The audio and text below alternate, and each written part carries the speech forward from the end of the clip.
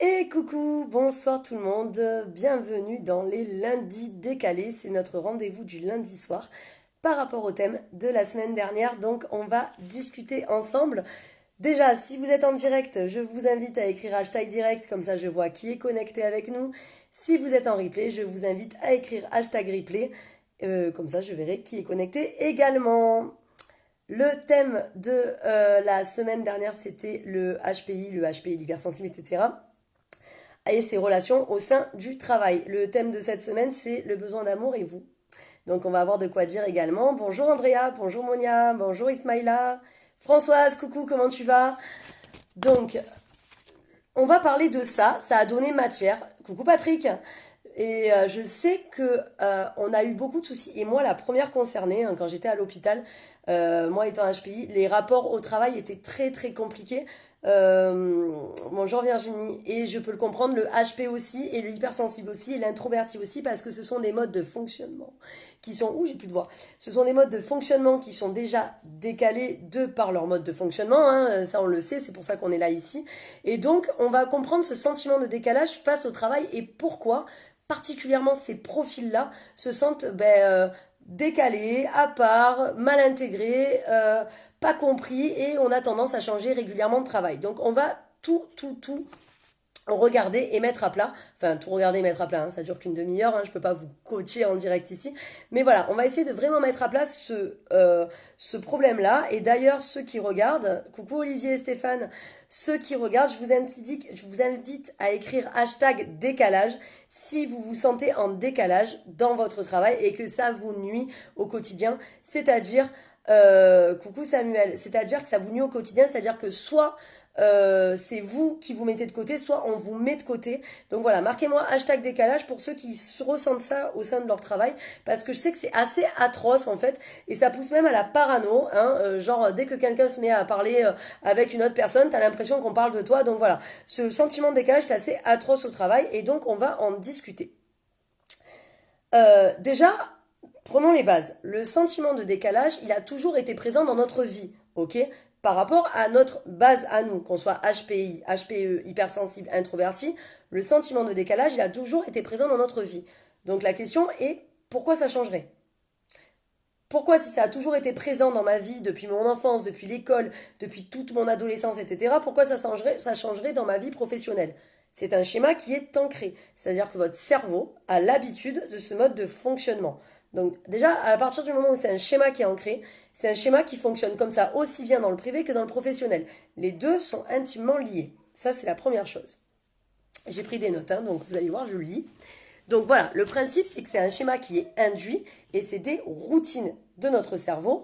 Et donc, à partir du moment où on sait que nous-mêmes, on est décalé, on se classe en décalé parce qu'on sait qu'on est décalé. On le sait, on le dit, c'est vrai que moi je me sens en décalage. À partir du moment où on se sent en décalage, on se classe entre guillemets en décalé et on se comporte malgré nous de manière à l'être.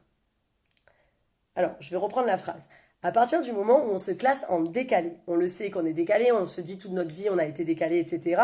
En fait, on s'auto-proclame décalé, de manière consciente ou inconsciente, et du coup notre propre comportement se met en décalage par rapport aux autres, et donc on se comporte de manière à l'être. Je vais vous donner un exemple marquant qui va bien étayer ce que je suis en train de dire. J'ai une de mes coachées, avec qui on a discuté récemment, qui a la peur viscérale de ne pas exister, d'être à l'abandon, etc. D'accord? Et en fait, elle a été mise récemment en arrêt de travail et donc elle s'est sentie comme abandonnée, rejetée par rapport à l'arrêt de travail. Et au lieu, en fait, d'essayer de sortir, de profiter de cet arrêt pour voir du monde et ne pas être seule dans son coin, de elle-même, elle a coupé les téléphones, elle s'est enfermée et elle n'est plus sortie pendant 2 semaines. Et elle s'est coupée du monde. Alors que sa plus grande peur, c'est de se couper du monde. C'est-à-dire que, partant du postulat que j'ai peur d'être abandonnée, bizarrement, mon cerveau va faire en sorte que je vais tout faire pour être abandonnée. Et ça vaut pour tout. Ça vaut pour tout. Pourquoi ça marche comme ça? C'est parce que ton cerveau ne comprend pas la négation. Donc, il faut pas que je sois seule, il faut pas que je sois seule, il faut pas que je sois seule. Ton cerveau, il va entendre quoi? Faut que je sois seule. Ton cerveau ne comprend pas la négation. Ouais, faut que je me comporte, il faut pas que je me comporte comme une personne décalée, il faut pas qu'on remarque que je suis différent, etc. Ton cerveau, il va comprendre quoi? Tu es différent. Et ça a été prouvé. Le cerveau ne comprend pas la négation. D'ailleurs, je vais prendre un truc que je vais transposer à nos enfants. Touche pas le four, hein. Il faut surtout pas toucher le four, hein. Il est chaud le four. Qu'est-ce qu'il va faire le minot? Alors le minot à Marseille, hein, le gamin, il va mettre sa main sur le four. Par contre, si tu lui dis, si tu touches le four, tu vas te brûler. Ah, il y a une information que je viens de percuter. Et c'est comme ça que ça fonctionne en coaching. Comment on arrive à sortir de notre zone de confort en coaching et pourquoi des gens n'arrivent pas à sortir de leur zone de confort, j'arrive plus à parler, c'est parce qu'ils utilisent la négation. Il ne faut pas que je fasse ça. Et donc, ils vont continuer à le faire. Il ne faut pas que je manque d'estime de moi. Eh bien, je vais continuer à manquer d'estime de moi. Alors que pour gagner en estime de moi, à partir d'aujourd'hui, je vais poser telle action. Ah, le cerveau sait ce qu'il a à faire. Donc, il va poser une action pour gagner en estime de soi. C'est comme ça que fonctionne le coaching. C'est avec comment dire, c'est pas genre, ouais, je suis positive, c'est le monde des bisounours, c'est pas ça. C'est à partir du moment où tu donnes une phrase positive, tu sais qu'il y a un truc à faire. Alors que le ne pas, c'est un truc à ne pas faire. Donc on est dans la passivité et donc on ne fait rien et forcément, on va penser au truc qu'il ne faut pas faire. C'est comme si tu indiques la route, un chemin à suivre à quelqu'un en disant, tu vois le rond-point là-bas, surtout ne le prends pas. Le mec, qu'est-ce qu'il va entendre? C'est, tu vois le rond-point là-bas. Et il va se dire, putain, mais dans la route, il y avait le rond-point à prendre ou à pas prendre, je sais plus. Non. Donc c'est pareil en fait dans ta vie. Dans ta vie, pour sortir de ta zone de confort, il faut que tu te mettes des phrases positives avec des actions définies. Si tu te mets des ne pas, faut que j'arrête de m'attacher à ça, il faut que je ne fasse plus ça, etc. Tu resteras toujours dans ton écosystème et dans cette spirale qui va te garder au point où tu en es actuellement et qui te fait souffrir. Ok? Donc, en fait, le cerveau ne comprend pas la négation et donc il va faire ce que vous redoutez le plus. Si je reprends l'exemple de ma coachée, ben, s'isoler, alors que c'est ce qu'elle redoutait le plus. Et c'est pour ça qu'on a du mal, donc je le répète, à sortir de sa zone de confort. Souvent on dit ne plus au lieu de dire faire. Souvent on est dans le non-faire au lieu de dire j'ai à faire. Alors déjà, si ça vous parle et que vous dites ah ouais, je viens de percuter, n'hésitez pas à écrire hashtag confort. Comme ça, je comprends qui vient de percuter ce que je viens d'expliquer et qui se sent concerné d'ailleurs. Alors ça, c'est la première chose. Donc, déjà, une première base, dans le décalage par rapport au travail, hein, parce que c'est de ça qu'on parle, c'est que soi-même, on s'auto-met une épine dans le pied. Vous avez compris par rapport à la démonstration que je viens d'expliquer. Soi-même, on s'auto-met une épine dans le pied. C'est-à-dire, je sais que je suis décalé, et de moi-même, mon cerveau, mes routines, ma façon de fonctionner, va me décaler par rapport aux autres. Donc soi-même, on s'auto-met une épine dans le pied. Ensuite, il y a aussi le positionnement des autres face au décalage par effet miroir. C'est la seconde chose à savoir. C'est-à-dire que si nous, on se sent décalé, les autres vont nous décaler. Comment voulez-vous que les autres fassent quelque chose pour nous que nous-mêmes, on n'est pas capable de faire pour nous? Ça encore, je le dis à chaque fois, hein, parce que j'adore cette phrase, on ne peut pas mettre le poids de nos défaillances, des choses qu'on n'arrive pas à faire nous, sur les épaules des autres et leur en vouloir par la suite. C'est-à-dire que si nous-mêmes, on est persuadés d'être décalés et que de nous-mêmes, nos schémas, notre façon de fonctionner nous met en décalage, ben forcément les autres vont nous considérer comme nous-mêmes on se considère. À partir du moment où on s'en fout complètement, que ça nous glisse dessus et qu'on ne se sent plus en décalage, ben les autres vont plus nous ressentir ce décalage. Chose qui m'est arrivée par la suite, moi, aux urgences. Au début, je me sentais vachement décalée. Puis après, quand ça a été assumé, etc., je faisais partie de la team. Pourtant, j'étais toujours la même personne. C'est juste que ma vision de moi-même avait changé. Et donc, du coup, comme ma vision de moi-même avait changé, la vision de la team avait changé aussi. La troisième chose, c'est l'ancrage à nos principes, à nos valeurs. Et ça, le HP, il a du mal. Il a du mal à se désancrer de ça. Pourquoi? Et même si on n'est pas HP, c'est l'humain en général. Donc rappelez-vous, la première chose, c'est notre zone de confort et le sentiment que nous, on croit être et ce qu'on va vibrer. La deuxième chose, c'est l'effet miroir que l'on renvoie. La troisième chose, c'est l'ancrage. C'est-à-dire qu'on a des valeurs, des principes qui sont bien ancrés en nous. Et comme c'est un bordel là-dedans, là, que ça part dans tous les sens, nous, on y est bien attachés à ces valeurs et ces principes parce que c'est ce qui nous drive. En anglais, ce qui nous conduit. D'accord? Donc, notre ancrage, nos principes et nos valeurs, avec cette hyper honnêteté qui est typique du HP et qui va induire une intolérance profonde à certains comportements ou modes de fonctionnement au travail. Ce qui va mener au clash. Donc, on a des principes, des valeurs, une hyper honnêteté, et si quelqu'un ne fonctionne pas selon nos principes et nos valeurs parce qu'on sait ce qui est juste, et on parle vraiment de justesse et de justice, au lieu d'essayer de discuter, et ben, souvent ça va au clash parce que on a une intolérance profonde à un truc qui va aller à l'encontre de nos valeurs et de nos principes d'ancrage. Est-ce que ça aussi ça vous parle? Et est-ce que ça vous est déjà arrivé d'avoir cette intolérance face à des trucs qui étaient bafoués par rapport à votre propre ancrage à vous? Si oui, n'hésitez pas à écrire hashtag ancrage. Ancrage avec un A. Sinon, c'est l'encre du tatouage. Donc voilà. Et ça peut mener au clash, en fait.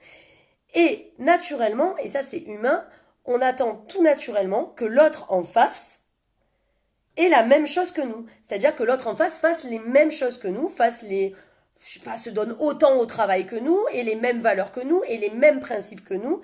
Et c'est humain. Et donc, ça c'est quoi? Ça s'appelle prêter nos intentions aux autres. Prêter nos intentions aux autres, c'est moi je fonctionne comme ça, donc tout naturellement les autres doivent fonctionner de la même façon.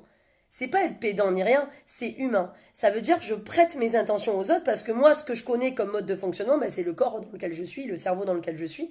Forcément, les autres, ils doivent fonctionner pareil. On a tous le même genre, on est humain. Mais non. Et c'est là qu'on en revient, en fait, au principe de PNL. C'est la programmation neurolinguistique qui renvoie à la carte du monde. C'est-à-dire qu'on a le même territoire, mais on n'a pas la même carte. La carte n'est pas le territoire, je vais vous expliquer cette notion. La carte n'est pas le territoire, ça veut dire quoi? Le territoire, c'est le travail. Vous êtes dans le même territoire. Mais vous n'avez pas la même carte du monde, c'est-à-dire que vous n'avez pas les mêmes expériences, les mêmes notions que tout un chacun. Même des jumeaux qui ont grandi ensemble dans la même famille, qui ont eu la même éducation, etc., n'ont pas la même carte du monde, même s'ils ont le même territoire très proche, parce qu'ils n'auront pas vécu à un moment donné la même expérience que l'autre. Donc la carte n'est pas le territoire, ça veut dire qu'on a le côté territoire, on est au même endroit, mais par contre on n'a pas la même carte du monde, ça veut dire qu'on n'a pas les mêmes expériences et le même vécu. Et donc forcément, on fait des choix au meilleur de notre vécu et de notre expérience. Et donc vous allez pouvoir vivre la même chose au travail, mais ne pas le voir différemment. Et c'est pour ça que ça peut mener à des clashs, genre ah mais non, c'est pas comme ça que ça s'est passé. Et l'autre va être convaincu que ça s'est passé d'une certaine façon, vous d'une autre. Vous allez dire ouais mais il est de mauvaise foi. Non, il y croit vraiment, il est convaincu. Il se trompe ou pas, mais il y croit vraiment, il est convaincu. Parce que la carte n'est pas le territoire. Alors je vois qu'il y en a un qui a commenté, qui c'est qui a écrit? Laurent, bonsoir Laurent. Tu écris c'est de l'ego. Même pas. Même pas parce que c'est sincère. Alors, c'est de l'ego. Alors, à moins que tu as rebondi sur le fait d'être ancré dans ses valeurs et de rebondir et de prêter à l'autre, oui. Il y a l'ego qui est bafoué parce que l'ego, il est là pour quoi? Si, j'ai compris, Laurent, ce que tu viens de dire. En fait, c'est de l'ego par rapport à ce que je disais avant, peut-être. J'ai eu un décalage sur le commentaire.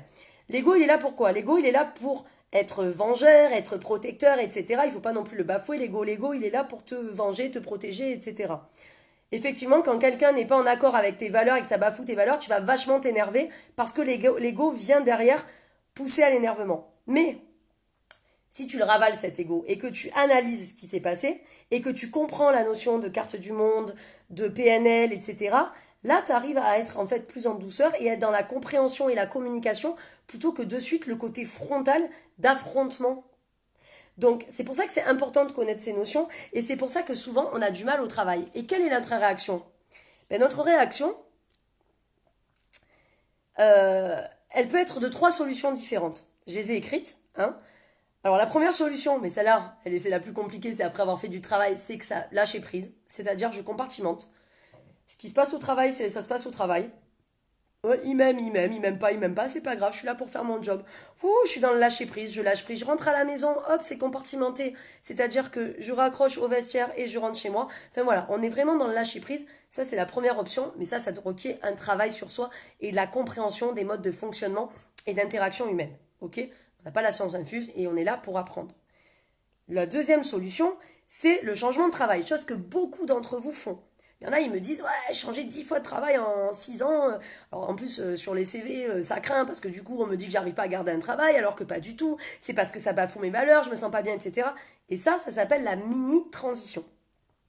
C'est quoi la mini-transition? C'est-à-dire que je vais vous refaire un petit résumé des phases du modèle de Hudson. Si vous voulez un grand résumé du modèle de Hudson, je vous invite à regarder, c'est une petite parenthèse, sur ma chaîne YouTube, Couleuse Coaching, vous tapez Hudson dans la petite loupe, Hudson, et vous avez toutes les explications des phases cycliques du modèle de Hudson. Qu'est-ce que j'appelle mini-transition? C'est-à-dire que dès qu'un truc ne me convient pas, au lieu d'essayer d'élaborer un truc pour comprendre et réajuster, mon ego, et je rebondis sur toi Laurent, pardon, est tellement mis à mal et je suis tellement en mal-être que mini-transition, je vais pas aller dans le déclin et faire un travail sur moi, je vais hop, de suite, changer de travail pour avoir un nouvel élan et commencer un nouveau truc. Mais le problème, et pourquoi je change 10 fois de travail, c'est parce que les mêmes problématiques se répercutent à chaque fois. Et donc, au moment où je serai OK avec ça et que je me dirai putain, mais c'est pas les autres le problème, et c'est pas moi non plus, je ne suis pas un problème, mais je dois voir les choses sur un autre format. Là, je serai prêt à faire un travail sur moi et je ne rechangerai pas de travail parce que j'appréhenderai les choses d'une manière différente. C'est-à-dire que la vie ne va pas changer, mais votre vision va en changer. Tout simplement. Et là, après avoir fait ce travail-là, vous aurez en fait ce lâcher prise auquel on aspire tous en fait. Donc, la première solution, c'est le lâcher prise, mais ça demande du travail. La deuxième solution, c'est ce qu'on fait tous, ce que vous avez tous fait déjà dans votre vie, c'est la mini-transition. Je change de boulot et je vais voir ailleurs si l'herbe est plus verte. Le problème, c'est que l'herbe, elle n'est pas forcément plus verte ailleurs. Donc, on arrête toujours, et donc du coup, on a 12 milliards de boulots. Et donc, la troisième solution, c'est le travail sur soi, où là, on va essayer de comprendre la carte du monde des autres et ne pas être juste frontal et buté avec des œillères, c'est-à-dire que moi, j'ai ma carte du monde avec mon vécu et mes expériences, mais lui, c'est quoi son vécu et ses expériences? Qu'est-ce qui fait que lui, il pense comme ça? Parce qu'il n'a pas eu la même maman ni le même papa que moi, il n'a pas eu les mêmes profs, il n'a pas eu la même culture, il n'a pas eu les mêmes bases, en fait. Donc peut-être que dans ses bases à lui, ça paraît tout à fait logique, alors que moi, c'est une absurdité. Et ça m'énerve. Mais ça m'énerve pourquoi? Mais parce qu'en fait, il ne me comprend pas, mais est-ce que moi, je le comprends? Non. Et peut-être que lui, ça l'énerve aussi. Donc vous voyez, c'est ça. À partant de ce postulat-là, vous allez vivre mieux le travail. Parce que moi, c'est ce que j'ai fait. Et grâce à ça, j'ai réussi à lâcher prise et j'ai beaucoup mieux vécu mon travail. Donc, si vous voulez qu'on discute de carte du monde ensemble, n'hésitez pas à marquer hashtag PNL. P comme papa, N comme Nouméa et L comme Liban. PNL. Vous marquez hashtag PNL et on en discutera ensemble. Magali, ça fait du bien une petite piqûre de rappel de temps en temps, ça rappelle d'où on vient et on voit le chemin parcouru, même si ce n'est pas si simple tous les jours, merci. Avec grand plaisir Magali, et tu sais très bien que de toute façon, tu les as tous les outils, hein, puisque tu es passé par la méthode des corps. C'est vrai que cette petite piqûre de rappel, ben demain quand vous allez aller au travail, toujours les mêmes, hein, il y a toujours Odile, Gertrude et Franck qui vont vous énerver par exemple, mais ah putain, carte du monde, hop, vous allez avoir une alarme qui va se réveiller. Par contre, si vous voulez en savoir plus et être vraiment à même de faire un travail sur vous, marquez hashtag PNL en commentaire et je reviendrai vers vous. À savoir, je vais bientôt faire un atelier sur la communication, donc si certains sont intéressés par l'atelier sur communication et qui veulent que je les contacte au moment où je le mets en place, marquez hashtag communication et je vous contacterai pour ce petit atelier de 4 heures que je fais avec les gens de la méthode et dont je ramène d'autres personnes qui veulent vraiment être dedans. Donc voilà, j'espère que je vous ai éclairé. Si je vous ai éclairé, n'hésitez pas à me mettre plein de petits cœurs, etc. Si vous avez des questions, ben, je vous laisse encore 2 minutes pour poser vos questions. Sinon, vous savez que de toute façon, le live reste sur le groupe de la méthode et de la méthode, n'importe quoi, sur le groupe Existons sans réserve et que dans tous les cas, je continue de discuter avec vous tout le long de la semaine. Donc voilà, la semaine dernière, on était sur les rapports au travail qui peuvent être vraiment pénibles en étant HP en plus, d'accord ? Cette semaine, on va parler du besoin d'amour. Hein, alors vous allez reprendre votre pyramide de Maslow, la pyramide des besoins, et on va parler du besoin d'amour. Je vous souhaite une très belle soirée. Si vous n'avez pas de questions, j'en vois pas apparaître, donc je pense que j'ai été claire. Et je vous dis à très vite pour le prochain lundi décalé, la semaine prochaine. Bye bye! Des bisous tout le monde!